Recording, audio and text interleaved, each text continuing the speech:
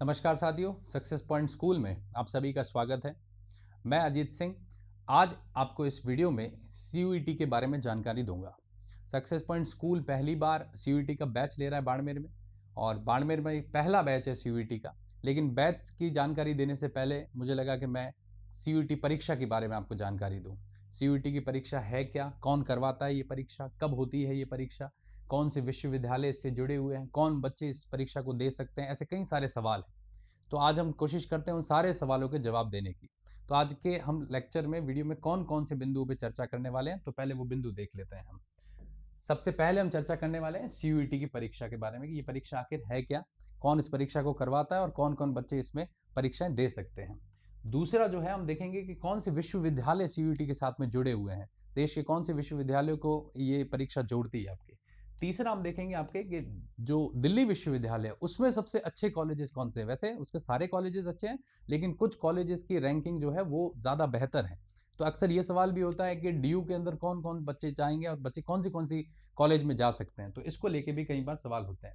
चौथी चीज़ जो है वो कि केंद्रीय विश्वविद्यालय के अंदर पढ़ने के आखिर फ़ायदे क्या हैं, क्योंकि देखिए जब तक फ़ायदे पता नहीं होते तब तक हम ये तय नहीं कर पाते कि हम परीक्षा दें कि नहीं दें। तो हम ये भी देख लेंगे आखिर क्या फ़ायदे हैं इन विश्वविद्यालयों के अंदर जाने के। फिर हम देख लेंगे कि सीयूईटी की पात्रता क्या है, यानी एलिजिबिलिटी क्या है, कौन कौन बच्चे इसमें दे सकते हैं परीक्षा, और उनके पास में क्या उससे पहले कोई कक्षा पास की हुई होनी चाहिए और कितने उसमें प्रतिशत चाहिए, ये बातें क्या क्या है इसको भी हम देख लेंगे। फिर हम देख लेंगे परीक्षा का पैटर्न क्या है पूरा, कितने इसमें वैसे 3 सेक्शन आते हैं, उनकी पूरी जानकारी मैं आपको इसमें दूंगा। फिर इनसे जुड़ा हुआ सिलेबस क्या है, जो जो विषय इसमें दिए हुए हैं उसका सिलेबस क्या है, और किस तरीके से उसमें 3 अलग अलग भाग के 3 अलग अलग सिलेबस जो दिए हुए हैं उसके बारे में जानकारी करेंगे।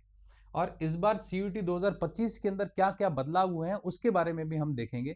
हालांकि अभी तक एनटीए का कोई ऑफिशियल नोटिफिकेशन नहीं आया, मतलब कोई आधिकारिक उनकी तरफ से ऐसे बयान नहीं आए, लेकिन यूजीसी के जो चेयरमैन हैं उनके जो बयान आए, उनके जो इंटरव्यू थे उसमें उन्होंने कहा है कि इस बार हम ऐसे बदलाव सीयूईटी में करने वाले हैं। तो जो बदलाव उन्होंने कहा है हम उनकी भी चर्चा इसके अंदर कर लेंगे आपके। और सबसे आखिरी बिंदु हमारा, उसमें हम चर्चा करेंगे कि आखिर कौन सी डेट, एप्लीकेशन की डेट है, फॉर्म कब भरे जाते हैं और कब इसकी परीक्षा होती है। लगभग जो डेट मैं बताऊंगा उसके आसपास ही परीक्षाओं का इनका कैलेंडर रहता है। तो सबसे पहले हम बात करते हैं आखिर सीयूईटी की परीक्षा है क्या, सीयूईटी परीक्षा क्या है। तो इसमें देखिए सीयूईटी की जो परीक्षा है, इसका नाम, हम जो परीक्षा दे रहे हैं इसको हम कह रहे हैं undergraduate CUET, common university entrance test. देखिए 2022 से पहले क्या होता था कि देश के अंदर जो बड़े विश्वविद्यालय, जैसे दिल्ली विश्वविद्यालय है, जामिया विश्वविद्यालय है, या अलीगढ़ विश्वविद्यालय है, या फिर आपके जो जवाहरलाल नेहरू विश्वविद्यालय है, इन सभी विश्वविद्यालय में अगर बच्चे को 12वीं पास करने के बाद में उसमें प्रवेश लेना होता था, तो उसको 12वीं पास करके इन सभी विश्वविद्यालयों की अलग अलग परीक्षाएं देनी होती थी। अब अलग अलग परीक्षाएं देने में बहुत सारी समस्याएं होती थी, कई बच्चों को इसकी जानकारी भी नहीं होती थी। तो इस बार देश में क्या किया गया है पिछले 2-3 साल से कि एक इन सारे विश्वविद्यालयों की मिलाकर एक परीक्षा कर दी गई है। तो अब अगर आपको 12वीं आपने साइंस से की है और आपको बीएससी करनी है, आप 12वीं आपने आर्ट्स से की है और आपको बीए करनी है, या 12वीं आपने कॉमर्स से की है और आपको आगे बीकॉम करना है, उसके लिए अगर आपको किसी अच्छे विश्वविद्यालय के अंदर जाना है, जो देश के जाने माने प्रतिष्ठित विश्वविद्यालय है, तो आपको ये परीक्षा देनी होगी, कॉमन यूनिवर्सिटी एंट्रेंस टेस्ट, जिसे सीयूईटी कहा जाता है। और ये यूजी का अर्थ हो गया अंडर ग्रेजुएट, यानी 12वीं के बाद जो ग्रेजुएशन का कोर्स होता है उसकी बात कर रहे हैं हम यहाँ पे। परीक्षा कौन करवाता है ये, तो एनटीए इस परीक्षा को करवाता है, नेशनल टेस्टिंग एजेंसी करवाती है। नीट और जेई की परीक्षा भी एनटीए ही करवाता है। अच्छा, परीक्षा कितने साल में होती है, 1 साल में एक बार ये परीक्षा होगी। 12वीं के आपके पेपर हो जाएंगे, उस पेपर के तुरंत 1 महीने के अंदर अंदर इस परीक्षा को करवा दिया जाएगा आपके। और परीक्षा का मोड क्या होगा, तो देखिए वैसे तो पहले पेन और पेपर पे हो रही थी परीक्षा, फिर बाद में पिछले साल हाइब्रिड मोड पे भी आई थी, यानी कुछ पेन पेपर पे भी हुए थे और कुछ ऑनलाइन भी हुए थे। इस बार ऐसा बयान आया है कि पूरा का पूरा मामला सीबीटी पे होगा, यानी कि कंप्यूटर बेस्ड टेस्ट होगा इस बार, यानी कि कंप्यूटर के ऊपर सारा पूरा पेपर लिया जाएगा आपके। फिर बात करें कि एग्जाम किन भाषाओं में दे सकते हो, तो बच्चों 13 भाषाएं हैं कुल जिनमें आप परीक्षा दे सकते हो। मतलब ये वो भाषाएं हैं जिनके अंदर आपके विषय जो इनमें से किसी भी भाषा पे आ सकते हैं सारे। तो इसमें इंग्लिश से लेके और आपके उर्दू, कन्नड़ वगैरह, ये सारी 13 भाषाएं दी हुई है। इन 13 में से किसी भी भाषाओं के ऊपर आप इसको चुनकर और उसमें परीक्षा दे सकते हैं। और कैंडिडेट इसमें कितने हैं, तो देखिए हर साल इसमें कैंडिडेट की संख्या बढ़ती है। कारण क्या है कि इसमें आर्ट्स के विद्यार्थी भी है, इसमें विज्ञान के भी है, और इसमें वाणिज्य यानी कॉमर्स के विद्यार्थी भी है। तो बहुत सारे विद्यार्थी, तो लगभग 30 लाख 40 लाख इस बार अनुमान है कि संख्या उसकी रहेगी। खैर, ये हो गया हम परीक्षा के बारे में जानकारी। अब हम बात करते हैं कि इसमें कौन से विश्वविद्यालय जुड़े हुए हैं। वैसे तो देश के अंदर जितनी भी केंद्रीय विश्वविद्यालय वो सारी है। अलग अलग राज्यों के अंदर जो अलग अलग विश्वविद्यालय हैं वो सारे जुड़े हुए हैं, लेकिन अगर कुछ मुख्य विश्वविद्यालय जिनकी रैंकिंग अच्छी रहती है और जिनके अंदर पढ़ाने की जो क्वालिटी या गुणवत्ता है वो अच्छी रहती है, उनके कुछ नाम अगर मैं बताऊं तो जैसे बनारस हिंदू विश्वविद्यालय हो गया, जामिया मिलिया इस्लामिया हो गया, फिर दिल्ली विश्वविद्यालय हो गया, और आपके जवाहरलाल नेहरू विश्वविद्यालय हो गया, डॉक्टर बी आर अम्बेडकर विश्वविद्यालय है, सरदार पटेल यूनिवर्सिटी है, और ये अलीगढ़ मुस्लिम यूनिवर्सिटी। ये कुछ ऐसे जाने माने विश्वविद्यालय जिनमें अक्सर बच्चों की डिमांड रहती है कि इनमें प्रवेश परीक्षाएं पास करके और इनमें आपके एडमिशन लेने की, जिसमें से सबसे ज़्यादा जो यूपीएससी वगैरह की तैयारी करते हैं उनको तो डी के अंदर एडमिशन लेने का ज़्यादा रहता है, दिल्ली यूनिवर्सिटी के अंदर। तो इसीलिए मैंने इसको डी को यहाँ पे लिया था। अच्छा, डी में भी कुछ अच्छी कॉलेजेस हैं, और कौन कौन सी कॉलेजेस हैं डी में जिसमें आप डायरेक्ट आप जब फॉर्म भरोगे तब इनमें से किसी यूनिवर्सिटी को आपको चुनना पड़ेगा, और साथ में कुछ कॉलेजेस भी आप फिल उसमें कर सकते हो। तो कॉलेजेस जो डी की अच्छी हैं वो कुछ ये है कि हिंदू कॉलेज हो गई, आपके मिरांडा कॉलेज हो गई, स्टीफेंस कॉलेज हो गई, या आत्माराम सनातन कॉलेज हो गई, लोयोला कॉलेज हो गई, किरोड़ीमल कॉलेज है, दीनदयाल उपाध्याय, गार्गी, या पॉज करके आराम से इनके नाम पढ़ सकते हो। ये डी की कुछ अच्छी कॉलेजेस है। तो हमने देखा कि सीयूईटी परीक्षा क्या है, फिर हमने देखा कि कौन कौन सी यूनिवर्सिटीज जुड़ी हुई है। लगभग देश की 250 से 300 विश्वविद्यालय जो है वो अब इससे जुड़े हुए हैं। अब एक ही परीक्षा से इन सभी के अंदर आप प्रवेश ले सकते हैं। बस आप जब फॉर्म भरें तब अपनी विश्वविद्यालय और उससे जुड़ी हुई जो कॉलेज है उसको जरूर मेंशन करें। ये ज़्यादातर बच्चे आर्ट्स के हो या कॉमर्स के हो या फिर विज्ञान के हो जो डीयू को प्रेफर करते हैं, उन बच्चों के लिए ये कॉलेजेस सबसे अच्छे कॉलेज है। ये जब आप फॉर्म भरेंगे तब आपको वैसे कॉलेज प्रेफरेंस में आएगा। फिर हम बात करते हैं एक कदम आगे जाके कि आखिर फ़ायदे क्या हैं, सीयूईटी परीक्षा हम देंगे उसके क्या फ़ायदे मिलने वाले हैं हमें। तो देखिए, इसका सबसे बड़ा फ़ायदा बच्चों ये है कि जैसे ही आप सीयूईटी की परीक्षा देते हो और किसी केंद्रीय विश्वविद्यालय में प्रवेश लेते हो, तो इसका सीधा सा अर्थ है कि पूरे देश भर से बच्चों ने उस परीक्षा को दिया है। पूरे देश भर के जो अच्छे टॉपर पढ़ने वाले बच्चे हैं वो आपके साथ उस विश्वविद्यालय के अंदर आएंगे। और देश क्योंकि हमारा सांस्कृतिक रूप से बहुत विविध है, तो बड़े सांस्कृतिक विविधता वाले बच्चे आपको मिलेंगे। तो सबसे पहला फायदा तो हमारे लिए यही है, यानी पूरे भारत को समझने का एक मौका मिल जाता है केंद्रीय विश्वविद्यालयों के अंदर। दूसरी चीज़ ये है कि जो एजुकेशन होगी, जो वहाँ की शिक्षा होगी, उसकी गुणवत्ता बहुत उच्च होगी, क्योंकि देश के प्रतिष्ठित विश्वविद्यालय है, तो सरकार भी सबसे अधिक पैसा वहाँ पे खर्च करती है। सबसे अच्छे प्रोफेसर जो है सरकार वो वहाँ पे नियुक्त करती है। तो इस कारण क्या है, बच्चे को अच्छी गुणवत्ता वाली शिक्षा वहाँ पे मिलती है। तीसरा ये है कि बच्चा अपनी शिक्षा के बाद में अगर किसी फील्ड में रिसर्च या अनुसंधान करना चाहता है तो उसको वहाँ मौके अधिक मिलेंगे, जबकि उसको दूसरे जो क्षेत्र होंगे या सामान्य जो लोकल यूनिवर्सिटी अगर हम कहें उसके अंदर मौके उसको उतने नहीं मिल पाएंगे जितने उसको केंद्रीय विश्वविद्यालय में मिलेंगे। इसके साथ स्कॉलरशिप भी देते हैं। अच्छा, फीस भी इसकी बहुत कम होती है जो परीक्षा पास करके और सरकारी विश्वविद्यालयों के अंदर बच्चे जाते हैं उनके लिए। फिर आपको वहाँ पे अच्छे रिसोर्स यानी लाइब्रेरी मिल जाएगी, ऑनलाइन कंप्यूटर वगैरह जो है उसके बारे में चीज़ें मिल जाएंगी, और भी आपको कहीं कहीं सारी किताबें चाहिए तो वो विश्वविद्यालय की तरफ से आपको मिल जाती है वहाँ पे, जिसके लिए अलग से आपको कोई पैसे देने की आवश्यकता नहीं होती है। फिर extra curricular activity, cultural program वगैरह यूनिवर्सिटी में बहुत होते हैं, बहुत बड़े बड़े लोग आते हैं, बड़े बड़े प्रोफेसर होते हैं उसके अंदर, जो आपके ऐसे कई सांस्कृतिक गतिविधियां वगैरह होती है जिससे बच्चे को बहुत कुछ सीखने को मिलता है। तो ऐसी चीज़ें भी होती है। सरकार का समर्थन तो हमेशा रहता ही है इन विश्वविद्यालयों को। और दूसरा क्या है कि एक आपको प्रतिष्ठित विश्वविद्यालय के अंदर पढ़ने के बाद में आपके अंदर भी एक प्रतिष्ठा का भाव जगेगा कि भाई मैं उस प्रतिष्ठित विश्वविद्यालय से पढ़ा हुआ हूँ या पढ़ी हुई हूँ। तो आपको भी लगेगा आगे अगर कहीं पे भी आप अप्लाई करते हो पर काम के लिए, जॉब के लिए, तो वो आपको एक तरीके का फ़ायदा देगा। तो ये कई सारे फ़ायदे हैं सीयूईटी के अंदर इन विश्वविद्यालयों में पढ़ने के। अब आगे चलते हैं और समझते हैं एक अगली हमारी कड़ी जिसमें हम समझने वाले कौन बच्चे इस परीक्षा को दे सकते हैं।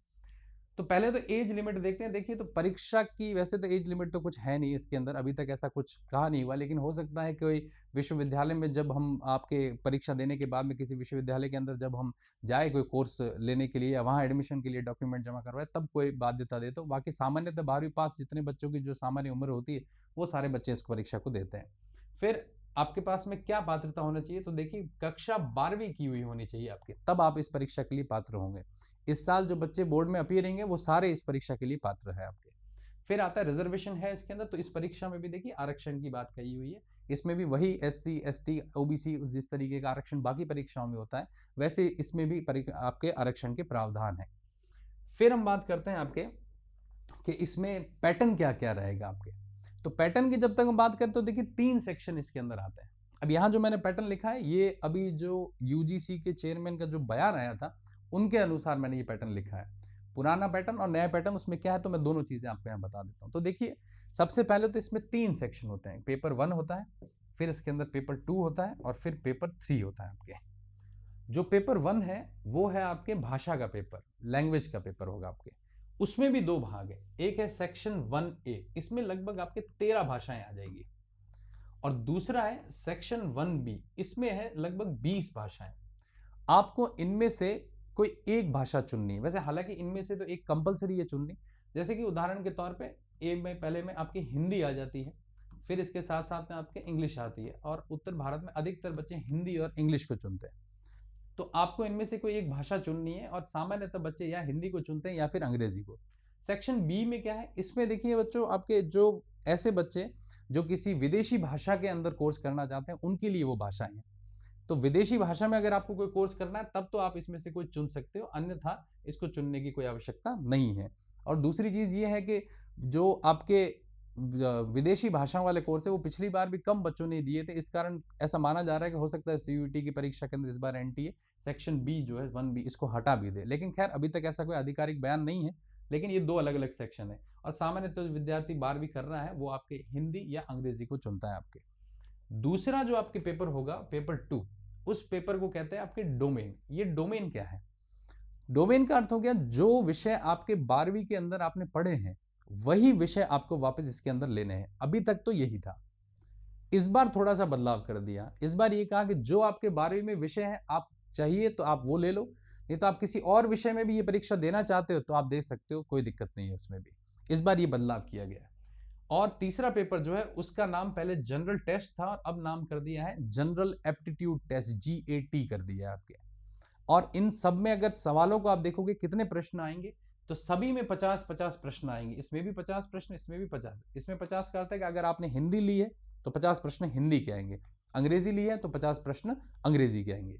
इसमें जो सब्जेक्ट है आपके, इसमें जो विषय रहेंगे डोमेन के अंदर, तो 3 विषय कम से कम इसमें रहने चाहिए आपके। और इनमें जो 3 विषय आपके रहेंगे, जैसे कि मान लीजिए आपके हिस्ट्री, पॉलिटी और ज्योग्राफी थे आपके 3 विषय, तो इन तीनों विषय पे 3 अलग अलग पेपर होंगे। इतिहास का पेपर होगा उसमें 50 अंक 50 प्रश्न आएंगे, पॉलिटी का अलग पेपर होगा उसमें 50 प्रश्न आएंगे, भूगोल होगा जो उसका अलग होगा उसमें 50 प्रश्न आएंगे। यही फिजिक्स, केमिस्ट्री और मैथ के लिए भी रहेगा। तो ये हो गया। और ये जो पेपर होगा जनरल एप्टीट्यूड टेस्ट, इसमें भी आपकी वही की वही बात रहने वाली, 50 प्रश्न की, और समय सबके लिए बराबर मिलेगा, 60 मिनट मिलेंगे सबके। इस पेपर को जब आप करोगे तब भी आपको 60 मिनट मिलेंगे, इस पेपर के भी 60 मिनट और इस पेपर के भी 60 मिनट। और ये परीक्षा जो होगी अलग अलग स्लॉट में होगी, अलग अलग दिनों में, वो आपका जो टाइम टेबल आएगा उसके हिसाब से होगी। एक दिन लैंग्वेज की परीक्षा हो जाएगी, एक दिन आपके डोमेन की परीक्षा हो जाएगी, और एक दिन आपकी GAT की परीक्षा हो जाएगी। अच्छा, एक बात और ध्यान रखना, इसके अंदर 2 तो भाग जो है उनको तो लेना हमारे लिए कंपलसरी है, जैसे कि पेपर 1 और पेपर 2। अब कुछ विश्वविद्यालय ऐसे हैं जो आपके जब आप फॉर्म भरोगे तब उसमें आ जाएगा, जो तीसरे पेपर का स्कोर नहीं लेते हैं, और कुछ विश्वविद्यालय ऐसे हैं जो तीसरे पेपर का स्कोर ले लेते हैं। तो कुछ विश्वविद्यालय ने कहा कि आप केवल 2 पेपर दे दो, और जैसे कि दिल्ली यूनिवर्सिटी है, दिल्ली विश्वविद्यालय, वो ये कहते हैं कि आप केवल इन 2 पेपर को दे दो, इसका जो स्कोर होगा हम उसके आधार पर आपको प्रवेश दे देंगे। लेकिन कुछ दूसरे विश्वविद्यालय जैसे बनारस विश्वविद्यालय, बनारस हिंदू विश्वविद्यालय या जवाहरलाल नेहरू विश्वविद्यालय, वो ये कहता है कि तीसरा पेपर GAT आपको देना पड़ेगा। तो मेरा ये मानना है कि तीनों ही पेपर एक बार दे दो, फिर जिस विश्वविद्यालय को आपको जो स्कोर लेना है वो अपने आप उस स्कोर को लेते रहेंगे। अब बात है कि सर इनमें सिलेबस क्या आता है, तो देखिए हिंदी और अंग्रेजी के अंदर सिलेबस किस प्रकार का है, तो मैं आपको वो एक एक करके इनके सभी के सिलेबस समझाता हूँ। अच्छा, टोटल सब्जेक्ट जो है वो 37 हो गए, ये बात भी मैं बता रहा था आपको। अब इस बार जो विषय है वो 37 हो चुके हैं। 37 कैसे, तो मैं आपको समझाता हूँ। अब देखिए पहले क्या था कि विषय अधिक थे, लगभग आपके 63 के आसपास विषय थे इसमें मिला के। कुछ विषय इस बार इसमें से हटा दिए, जो विषय इसमें से हटाए गए हैं उनके नंबर फिर इसमें से जोड़े जाते हैं जनरल एप्टीट्यूड टेस्ट के अंदर से। तो भाषा और डोमेन के अंदर अब कुल मिला के अगर आप देखोगे, अब डोमेन में 23 विषय ही है, पहले इसके अंदर 27 विषय होते थे, तो विषय कम कर दिए। तो इसका मतलब पिछले वर्ष के मुकाबले इस बार विषय कम है। पिछले वर्ष लगभग यहाँ पे 63 विषय थे, और इस बार कुल मिलाकर विषय कितने हैं आपके, 37 विषय। लेकिन आपको 37 नहीं लेने, आपको केवल अपनी एक भाषा लेनी है, 3 विषय आपको अपने डोमेन के अंदर लेने हैं, 4, और 1 हो गया आपके जनरल एप्टीट्यूड टेस्ट, यानी कुल 5 टेस्ट आपको देने हैं। सामान्यतः विद्यार्थी ये 5 टेस्ट ही देते हैं आपके, तो 5 आपको इनमें से चूज करने चुनने हैं। ये तो बहुत सारे विषय इसके अंदर दिए हुए, उनमें से आप कोई भी एक विषय को चुन सकते हो। एक भाषा चुन लेना उसमें से, 3 आपके डोमेन चुन लेना, और 1 आपके यहाँ से प्रश्न ये बन जाएगा GAT वाला। तो 3 और 1 4 और 1 5, ये कुल 5 विषय आपके यहाँ पे हो जाएंगे। फिर मार्किंग स्कीम इसकी क्या रहेगी, तो देखिए बच्चों, अगर आपने सही किया है तो 5 नंबर मिलेंगे आपको, और अगर आपने गलत कोई प्रश्न किया है तो -1 नंबर। उसका -1 कटेगा आपके। और साथ साथ में अगर कोई ऐसा प्रश्न है जिसमें यूं देखने को मिले कि मल्टीपल चॉइस है, एमसीक्यू, मल्टीपल चॉइस का मतलब हो गया कि मान लीजिए एक से ज्यादा उत्तर सही है, तो उनमें से कोई भी उत्तर आपने, जैसे कि 4 ऑप्शन दिए हुए और 3 उत्तर सही है, तो तीनों में से कोई भी एक पे आपने टिक कर दिया, तो इसका मतलब आपको 5 नंबर उसके मिल जाएंगे। तो ये भी इसके अंदर आपको एक सुविधा दी हुई है। तो ये इस तरीके से मार्किंग स्कीम रहेगी। यानी कि अगर हम प्रश्नों के हिसाब से देखें, 50 प्रश्न थे और हर प्रश्न 5 नंबर का, तो 250 नंबर का एक पूरा पेपर होगा। और उसमें अगर आपने गलत किया है तो -1 नंबर आपके नेगेटिव मार्किंग कटेगी आपके। तो ये हो गया आपके पूरे विषय कौन से थे, कितने सेक्शन इसके अंदर आते हैं, और इन सेक्शन के बाद हम देखते हैं कि आखिर इनमें सिलेबस क्या क्या है। तो देखिए, मैं हिंदी और अंग्रेजी का सिलेबस बताने वाला हूं, क्योंकि सामान्यतः बच्चे हिंदी और अंग्रेजी को ही पढ़ते हैं इसमें। तो वैसे एनटीए ने ये भी लिखा हुआ है कि हिंदी और इंग्लिश का ये पाठ्यक्रम हम दे रहे हैं, लेकिन सीमित नहीं है। इसके अलावा भी कुछ चीजें हिंदी के अंदर जो आती है वो पूछ सकते हैं उसमें से। जैसे कि हिंदी का दिया हुआ अपठित गद्यांश पूछेंगे, मौखिक क्षमता, फिर भागों को पुनर्व्यवस्थित करना, सही शब्द का चयन कैसे होता है, पर्यायवाची और विलोम और शब्दावली, ये हिंदी का है। अब अंग्रेजी में भी यही चीज दी हुई है। रीडिंग कॉम्प्रिहेंशन आएगा, वर्बल एबिलिटी आएगी, रीअरेंज द पार्ट्स आएंगे, चूजिंग द करेक्ट वर्ड्स आएगा, सिनोनिम, एंटोनिम और वोकैबुलरी, ये अंग्रेजी का आपके रहेगा। और अधिकतर ये जो चीजें हैं ये किसी एक किताब में नहीं है। ये चीजें इस तरीके से आपसे पूछी जाएंगी। ये जो है परीक्षा ये चेक करेगी कि आपको कितना अपनी भाषा का ज्ञान है, जिस भाषा को आपने चुना है उस हिसाब से होगा। तो इसको न्यूज़पेपर रीडिंग से, या कोई अच्छे टीचर या शिक्षक आपको जो हिंदी और अंग्रेजी के बारे में अच्छा पढ़ा सकें, उनसे उस तरीके से आप इसको अच्छा कर सकते हो। तो एक तो ये आ गई आपके इसकी। अच्छा, जो डोमेन के 3 पेपर हमारे होंगे उसका सिलेबस क्या होगा, तो देखिए उसका सिलेबस बच्चों सीधा सा एनसीईआरटी में से आएगा आपके। और एनसीईआरटी भी कौन सी कक्षा की, 12वीं कक्षा की। जैसे आपके फिजिक्स है, केमिस्ट्री है, बायो है, या फिर आपके हिस्ट्री, पॉलिटी और ज्योग्राफी है, तो 12वीं के अंदर जो हिस्ट्री, पॉलिटी, ज्योग्राफी के अंदर एनसीईआरटी में सिलेबस है, वो पूरा का पूरा सिलेबस इसमें आएगा। अभी तक ये कहा हुआ है कि जो ओल्ड एनसीईआरटी चल रही है उसी के अनुसार सिलेबस आएगा। जैसे कि नई वाली एनसीईआरटी का सिलेबस अगर देखोगे तो उसमें जैसे इतिहास के अंदर उसमें 12 पार्ट ही है बोर्ड के अंदर, लेकिन जो बचे हुए 3 पार्ट है वो अभी इसमें सीयूईटी में पूछे जा रहे हैं। अभी पिछले साल तक तो पूछे गए थे, लेकिन हो सकता है अभी नया नोटिफिकेशन आए और उसके अंदर कह दे कि उन पार्ट को नहीं पूछा जाए। लेकिन फिलहाल इन्होंने अपने नोटिफिकेशन में यही कहा हुआ है कि पुराने सारे सवाल हम अभी तक चल रहे हैं। लेकिन सवाल ज़्यादा भी नहीं आते, उसमें से एक एक सवाल आता है। अभी पिछले 2-3 साल का रिकॉर्ड तो यही रहा, जो परीक्षा जो एनसीईआरटी ने कट कर रखे हैं चैप्टर, उसमें से एक एक 2-2 प्रश्न आए हुए हैं हमके। लेकिन फिर भी हमें ओल्ड एनसीईआरटी के अनुसार पूरा पढ़ना है। एनसीईआरटी के अलावा नहीं, कक्षा 11 की एनसीईआरटी नहीं आएगी, 12वीं की एनसीईआरटी आएगी। इसके अलावा डोमेन में आपको कोई अलग से किताब पढ़ने की आवश्यकता नहीं है। अन्य किताबें पढ़ना अपना समय व्यर्थ करना, अपना समय जो है वो बर्बाद करने जैसा है। फिर तीसरा पेपर है, इसका नाम है जनरल एप्टीट्यूड टेस्ट। पहले इसका नाम जीटी होता था, लेकिन अब इसका नाम कर दिया जनरल एप्टीट्यूड टेस्ट। अच्छा, जनरल एप्टीट्यूड टेस्ट में क्या आएगा, देखिए जीके आएगा, इसके अंदर हिस्ट्री, पॉलिटी, इकोनॉमी, ज्योग्राफी, जो सामान्य ज्ञान होता है उसके बारे में आएगा आपके। फिर इसमें करंट अफेयर्स आ जाएंगे, इसमें जनरल एबिलिटी और मेंटल एबिलिटी, और साथ साथ में रीजनिंग आ जाएगी आपके। तो ये तीसरा टेस्ट होगा जीएटी का। तो ये सिलेबस कुछ कुछ रहेगा आपके इन सारी चीज़ों के लिए, इन तीनों सेक्शन के लिए, जो मैंने आपको समझा दिया। अब बात ये आ जाती है कि इस बार जो पेपर होने वाला है, जिसका अभी तक मैंने कहा था कि नोटिफिकेशन, हालांकि इससे जुड़ी हुई जो नई चीज़ें थी मैं आपको सारी समझा चुका हूँ, लेकिन फिर भी एक बार वापस आपको बता दूं कि इस बार में ये लोग क्या बदलाव करने के बारे में कह रहे हैं। तो देखिए, सबसे पहला बदलाव, पेपर का मोड क्या होगा। पहले ये तक पेपर का मोड पेन पेपर मोड पे था, और दूसरे साल इन्होंने इसको हाइब्रिड मोड पे किया था। हाइब्रिड मोड का मतलब हो गया कि थोड़ा बहुत पेपर पेन और उस पे एमसीक्यू पेपर पे था, ओएमआर शीट पे था, और कुछ पेपर जो था वो आपके कंप्यूटर के जरिए किया गया था। लेकिन इस बार ये कह रहे हैं कि हम पूरा पेपर जो है वो सीबीटी मोड पे करेंगे। सीबीटी मोड का अर्थ हो गया आपके कंप्यूटर बेस्ड टेस्ट पे करेंगे। तो इस बार पूरा पेपर ऑनलाइन होगा आपके। दूसरा, इन्होंने कहा डोमेन विषय का चयन। ऐसा था कि पहले जो आपने 12वीं कक्षा में विषय पढ़े हैं, सिर्फ और सिर्फ वही विषय आप इस समय चुन सकते थे पहले।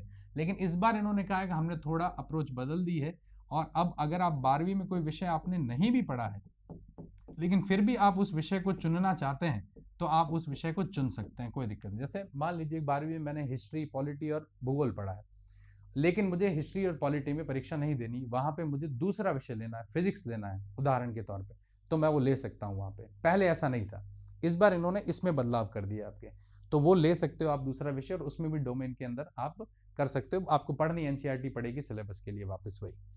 फिर तीसरा है कुल विषय। तो मैंने जैसा कहा था कि अभी तक 63 विषय चल रहे थे, और जैसा यूजीसी चेयरमैन ने कहा कि इस बार हमारे विषय लगभग हो जाएंगे कितने, आपके 37 विषय घटा दिए काफी वाले। घटाने के पीछे का कारण क्या था? क्योंकि कुछ विषय ऐसे थे जिनको कुछ विद्यार्थी ले ही नहीं रहे थे या बहुत कम विद्यार्थी ले रहे थे, तो इसीलिए क्या किया, उन विषय को वहां से हटा के और जनरल एप्टीट्यूड जो टेस्ट है उसके अंदर उसके नंबर जोड़ दिए कि अब जो बच्चा जीएटी में स्कोर करेगा उसको उस हिसाब से वो विषय हम दे देंगे। इसीलिए उन्होंने क्या, उसको कम करा, क्योंकि संसाधन अधिक लगते हैं परीक्षा करवाने में। तो ये चीज हो गई। फिर बात आ जाती है कि समय की। तो पहले तो जो था, कुछ पेपर के लिए 45 मिनट देते थे, कुछ पेपर के लिए 60 मिनट देते थे। इस बार कर दिया है सभी पेपर के लिए 60 मिनट ही लगेंगे, सभी पेपर आपको 60 मिनट में करने हैं। फिर आ जाता है भाग 3 का नाम। इस बार ये भी बदलाव किया, पहले भाग 3 को जीटी कहते थे और जैसा कि मैंने बताया अब भाग 3 को कहते हैं जीएटी, जनरल एप्टीट्यूड टेस्ट कहते हैं आपके। फिर आता है वैकल्पिक प्रश्न। पहले ये था कि 50 प्रश्न आते थे और उसमें से आपको 40 कोई देने होते थे, लेकिन इस बार जैसा कि यूजीसी चेयरमैन ने कहा है तो आपके 50 प्रश्न आएंगे और आपको पूरे के पूरे 50 जो है वो उसमें अटेंड करने होंगे, कोई भी प्रश्न छोड़ना नहीं है आपके। आप गलत प्रश्न कोई लगे तुक्के मत मारना, क्योंकि उसमें नेगेटिव मार्किंग के चांसेस ज्यादा रहते हैं, लेकिन 50 के 50 आपको उसमें अंदर पूरे अटेंड करने हैं। फिर बात आ जाती है एक और बदलाव, और कह रहे हैं कि इस बार हम थोड़ा और वातावरण अनुकूलित बनाएंगे छात्रों के लिए। जो जो कुछ समस्याएं उनकी पिछली कुछ परीक्षाओं के अंदर रही होगी, इस बार अच्छा हेल्प डेस्क उनको देके और उन समस्याओं का निराकरण करने का प्रयास करेंगे। तो ये सब बातें आपकी हो गई कि सीयूईटी में बदलाव क्या है। तो हमने सीयूईटी के परीक्षा क्या है, सिलेबस क्या है उसका, पैटर्न क्या है उसका, कौन से विषय उसके अंदर है, और सारी चीजें समझ ली। और इस बार बदलाव के बारे में क्या कहा गया। देखिए बच्चों, ऐसा है कि पहले जो था और इस बार था, ऐसे कोई बहुत बड़ा बदलाव नहीं है। हाँ, लेकिन हम ये कहें तो सिर्फ कंप्यूटर बेस्ड टेस्ट होगा इस बार, तो एनडीए के लिए भी काफी चैलेंजिंग है इतने सारे बच्चों को ये परीक्षा करवानी ऑनलाइन मोड पे। लेकिन ये अगर बदलाव हुए हैं तो भी जो सामान्यतः विद्यार्थी उनके उसमें कोई ज्यादा फर्क नहीं पड़े। हाँ, खाली पहले वैकल्पिक प्रश्न आते थे और इस बार नहीं आ रहे, लेकिन प्रश्न आए वैकल्पिक या वैकल्पिक नहीं आए, हमारी तैयारी हमें पूरी रखनी है आपके। तो ये हो गया हमारे सीयूटी का बदलाव। अच्छा, अब इसके फॉर्म कब आएंगे और कब ये परीक्षा होगी, तो उसके बारे में जान लेते हैं। तो देखिए, लगभग ऐसा होता है कि फरवरी का जो लास्ट वीक होता है, आखिरी हफ्ता, तब इसके फॉर्म आने शुरू हो जाते हैं और धीरे धीरे फिर इसकी रजिस्ट्रेशन शुरू हो जाती है। और रजिस्ट्रेशन शुरू होने के साथ साथ में लगभग आप मई में आओगे ना, तब जाके आपके एडमिट कार्ड जो है ये आपके आ जाएंगे मई 2025 में। शुरुआत का पहला जो हफ्ता है उसी हफ्ते के अंदर अंदर 15 मई के आसपास इस परीक्षा की शुरुआत होती है आपके। और 15 मई में परीक्षा होने के बाद में इसका रिजल्ट जो है वो लगभग आपके जून 2025 तक आ जाएगा और जुलाई 2025 तक आपकी काउंसलिंग हो जाएगी। यानी कि आपने मई में परीक्षा दी है तो जून, जुलाई, अगस्त या जुलाई तक आपको कौन सा कॉलेज मिलेगा वो सारी चीज़ें आपके आ जाएगी। तो इसी के साथ में मुझे लगता है कि सारी बातें मैं समझा पाया हूँ। और कोई आपको डाउट हो तो आप कमेंट में पूछ सकते हो। और इस विषय सीयूईटी के बारे में चीज़ों को समझने के लिए और वीडियो देखने के लिए बहुत बहुत धन्यवाद।